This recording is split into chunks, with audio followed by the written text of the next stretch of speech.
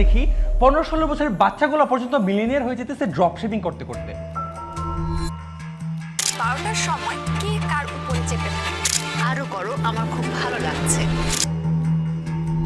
আপনার এখন পর্যন্ত একদিনের সর্বোচ্চ পারিশ্রমিক কত? দিনের পারিশ্রমিক আমি বলতে পারবো না, তবে মান্থলি বলতে পারি 1.5 লাখ টাকা ইনকাম হয়েছে।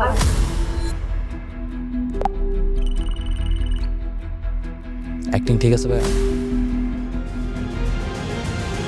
লক্ষ লক্ষ টাকা, ল্যাম্বরগিনি, নতুন আইফোন। আজকের দিনে ইনফ্লুয়েন্সার মানে গ্ল্যামার আর বিলাসী জীবন। অন্যদিকে আপনি হয়তো সকাল থেকে রাত পর্যন্ত ননস্টপ পড়াশোনা করছেন, ভার্সিটিতে ভর্তি হওয়ার জন্য লড়ছেন, অথবা চাকরি খুঁজে খুঁজে হোপলেস ফিল করছেন। প্রশ্ন হলো, কেন তথাকথিত ডাম্প ইনফ্লুয়েন্সাররা লাখ লাখ টাকা কামাচ্ছে আর আপনি কঠোর পরিশ্রম করেও পিছিয়ে যাচ্ছেন? পরিশ্রম, ট্যালেন্ট, এডুকেশন সবকিছু থাকার পরও আপনি স্ট্রাগল করছেন। আপনি কি জানেন আপনার নিউজ ফিডে কোন ভিডিও আসবে সেটা আপনি ঠিক করেন না, ঠিক করে অ্যালগোরিদম। যেসব ডাম্প কন্টেন্ট অ্যাটেনশন ধরে, অ্যালগোরিদম সেগুলো আপনাকে পুশ করে। ফলে ক্রিঞ্জ বা ভ্যালুলেস কন্টেন্ট সবচেয়ে বেশি ভাইরাল হয় আর ভালো ভ্যালু বেসড কন্টেন্ট গুলো যায় পিছিয়ে। ডাম্প ইনফ্লুয়েন্সার হঠাৎ ভাইরাল হয়ে যায়, অনেক টাকা কামায়, কিন্তু বেশিরভাগ সময় সেটা হয় short term. Long term value কেবল তাদের জন্যই তৈরি হয় যারা স্কিলস, ট্রাস্ট, পার্সোনাল ব্র্যান্ড তৈরি করে। প্রতিদিন যখন আমাদের ইউথরা ডাম্প ইনফ্লুয়েন্সারদের কপি করতে শুরু করে, তখন শুধু সেটা ব্যক্তিগত ক্ষতি নয়, পুরো সমাজের জন্য ক্ষতিকর। কারণ এভাবে একটা ভ্যালুলেস জেনারেশন তৈরি হচ্ছে যারা অ্যাটেনশন পেতে পারে কিন্তু কোনো বাস্তবে ভ্যালু তৈরি করতে পারে না। এটাই আমাদের সবচেয়ে বড় চিন্তার বিষয়। আর তাদের লাইফস্টাইল দেখে মনে হয় ওরা কি সত্যি বড় কিছু স্কিল জানে নাকি শুধু ভাগ্যের জোরে। আজকে বাংলাদেশি ইনফ্লুয়েন্সার মার্কেটের সাইজ দাঁড়িয়েছে প্রায় 270 কোটি টাকা। ভাবা যায় এই তথ্য এসেছে Statista influencer advertising Bangladesh report থেকে। মানে এটা এখন এক বিশাল ইন্ডাস্ট্রি। প্রতিদিন লক্ষ লক্ষ তরুণ তরুণী Facebook, Instagram, TikTok, YouTube content বানাচ্ছে শুধু একটা জিনিসের জন্যই, অ্যাটেনশন। কোম্পানি আর ব্র্যান্ডগুলো এই অ্যাটেনশন কিনে নিচ্ছে, কারণ টিভি বা বিলবোর্ডের চেয়ে ইনফ্লুয়েন্সার স্পন্সরশিপ অনেক বেশি ডিরেক্ট আর কস্ট ইফেক্টিভ। তারা জানে যুব সমাজের চোখ এখন মোবাইল স্ক্রিনে, আর স্ক্রিনে যারা সামনে আসছে তারাই হচ্ছে আমাদের নতুন হিরো। আপনার পাশের ফ্ল্যাটের এক সাধারণ ছেলে টিকটকে ভাইরাল ভিডিও বানিয়ে পাচ্ছে লাখ লাখ টাকা স্পন্সরশিপ। অন্যদিকে হয়তো আপনার বন্ধুই এখনো সিভি নিয়ে চাকরির জন্য এদিকে ওদিকে ঘুরতেছে। আজকের দুনিয়ায় সবচেয়ে বড় কারেন্সি হচ্ছে অ্যাটেনশন। হ্যাঁ, আপনার প্রতিটা লাইক, শেয়ার, কমেন্টস আর স্ক্রল লাখ টাকার সমান। একটা ভিডিও যদি ভাইরাল হয়, সেটা শুধুমাত্র এন্টারটেনমেন্ট নয়, এটা একটা মার্কেটিং ক্যাম্পেইন। যদি কোনো ইনফ্লুয়েন্সার একটা রেস্টুরেন্ট নিয়ে ভিডিও করে, কয়েক ঘন্টার মধ্যে দেখবেন হাজারো কাস্টমার সেখানে ভিড় করতেছে। এখানে একটা কথা মনে রাখবেন, if something is free, you are the product. মানে আপনি যখন ফ্রি ভিডিও দেখছেন, আসলে আপনার মনোযোগটাই বিক্রি হচ্ছে তাদের কাছে। এই অ্যাটেনশন ইকোনমি আজ কোটি টাকার বাজার তৈরি করছে বাংলাদেশে। লাইক, ভিউজ আর কমেন্টস এখন সরাসরি স্পন্সরশিপ আর সেলসে কনভার্ট হচ্ছে। কিন্তু আসল প্রশ্ন হলো, এই অ্যাটেনশনকে কিভাবে ধরে রাখছে তথাকথিত ডাম্প ইনফ্লুয়েন্সাররা? চলুন দেখি কোন মানসিক ট্রিগার ব্যবহার করে ইনফ্লুয়েন্সাররা আপনার অ্যাটেনশন ধরে রাখছে। প্রথমত, ইমোশনাল ম্যানিপুলেশন। বাংলাদেশে অনেক কন্টেন্ট ভাইরাল হয় শুধু মানুষের আবেগ নিয়ে খেলা করার জন্য। যেমন ছন্দ মিলানো, মানবতার ফেরিওয়ালা নামে টিকটক বা ফেসবুকে অসহায় মানুষের গল্প সাজিয়ে ভিডিও বানানো। অডিয়েন্স শেয়ার করে আবেগে, আর সেই আবেগের ভিউজ তৈরি হয় টাকা। দ্বিতীয়ত, ডোপামিন হোক্স।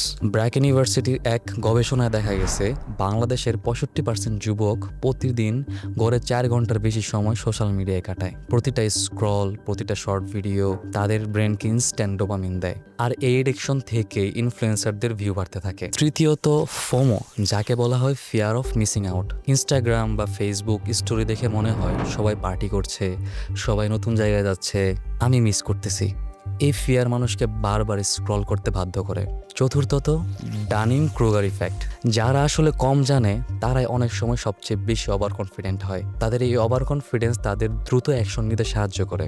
যেমন ধরুন, অনেক টিকটকার বা ফেসবুক ক্রিয়েটর আসলে বড় কোনো স্কিল জানে না, কিন্তু ক্যামেরা অন করে খুব কনফিডেন্টলি ভিডিও বানাতে পারে। ফলাফল কি হতে পারে? তাদের কন্টেন্ট ভাইরাল হচ্ছে, স্পন্সরশিপ আসছে, আর তারা অর্থনৈতিকভাবে এগিয়ে যাচ্ছে। এখানে আসল রহস্য লুকিয়ে আছে। আজকের অ্যাটেনশন ইকোনমিতে ট্যালেন্টের চেয়ে কনফিডেন্সই সবচেয়ে বেশি দামি। মানে আপনি যদি একটু হলেও কাজ জানেন আর সেই কাজটা যদি কনফিডেন্স দিয়ে উপস্থাপন করতে পারেন মানুষের সামনে, তাহলে আপনি অনেক দূরে এগিয়ে যেতে পারবেন। শুধু ট্যালেন্ট কখনোই যথেষ্ট নয় এখানে। এখন একটা বিষয় পরিষ্কার, বুদ্ধিমান হওয়া আর ধনী হওয়া এক জিনিস নয়। আমেরিকায় এক ঐতিহাসিক গবেষণায় দেখা গেছে মিলিয়নারদের গড় জিপিএ মাত্র 2.9, মানে তারা একাডেমিকভাবে কোনো জিনিয়াস ছিলেন না। আবার ম্যানসা ক্লাবে যেখানে পৃথিবীর সবচেয়ে বেশি আইকিউধারী মানুষ আছেন, তাদের আইকিউ সাধারণ মানুষের চেয়ে খুব বেশি নয়। রিসার্চ বলছে আইকিউ শুধু কগনিটিভ পটেনশিয়াল দেখায়, ফাইন্যান্সিয়াল সাকসেস নয়। বাংলাদেশেও আমরা একই জিনিস দেখি, যে মানুষটা হয়তো বিশ্ববিদ্যালয়ে গোল্ড মেডেলিস্ট, সে হয়তো এখন চাকরির লাইনে ঘুরতেছে। অন্যদিকে এক তথাকথিত ডাম্ব ইনফ্লুয়েন্সার টিকটকে 1 মাসে স্পন্সরশিপ থেকে লাখ লাখ টাকা আয় করছে। কারণটা খুবই সোজা, ওরা অ্যাটেনশনকে মনিটাইজ করতে শিখেছে। অন্যদিকে স্মার্ট কিন্তু হেজিটেন্ট মানুষরা শুধু পারফেক্ট প্ল্যান নিয়ে বসে থাকে। এখন প্রশ্ন হলো, আপনি কি শিখতে পারেন এই পুরো সিস্টেম থেকে? প্রথমত, শুধু পড়াশোনায় আটকে থাকলে চলবে না। শিক্ষা অনেক জরুরি, কিন্তু তার পাশাপাশি আপনাকে রিয়েল লাইফ স্কিলস শিখতে হবে, যেমন communication, money management, digital marketing, video editing, social media content, ছোটোখাটো ব্যবসার স্কিলস। দ্বিতীয়ত, action plus planning. Perfect logo, perfect business plan, perfect team, এসবের জন্য মাসের পর মাস অপেক্ষা করলে হবে না। মনে রাখবেন, যে বন্ধু নোটবুকে প্ল্যান লিখে বসে থাকে সে অনেক পিছিয়ে যায়। অন্যদিকে যে বন্ধু ছোট্ট একটা টি-শার্ট প্রিন্ট করে ফেসবুকে পোস্ট দিল, সে অলরেডি মার্কেটে ফিডব্যাক পাচ্ছে। তৃতীয়ত, অ্যাটেনশনকে ইথিক্যাল উপায়ে মনিটাইজ করা শিখতে হবে। বাংলাদেশের অনেক তরুণ ইতিমধ্যে এটা করতেছে। কেউ ছোট এডুকেশনাল টিপস দিয়ে টিউশন ক্লায়েন্ট পাচ্ছে, কেউ ছোট বিজনেসের প্রোডাক্ট রিভিউ দিয়ে সেলস বাড়াচ্ছে, কেউ আবার নিজের স্কিল দেখিয়ে ফ্রিল্যান্স ক্লায়েন্ট পাচ্ছে। এখন বটম লাইন হলো, confidence plus consistency is equal to success shortcut. আপনি যদি পারফেক্ট অপরচুনিটির অপেক্ষায় বসে থাকেন, সেটা কখনোই আসবে না।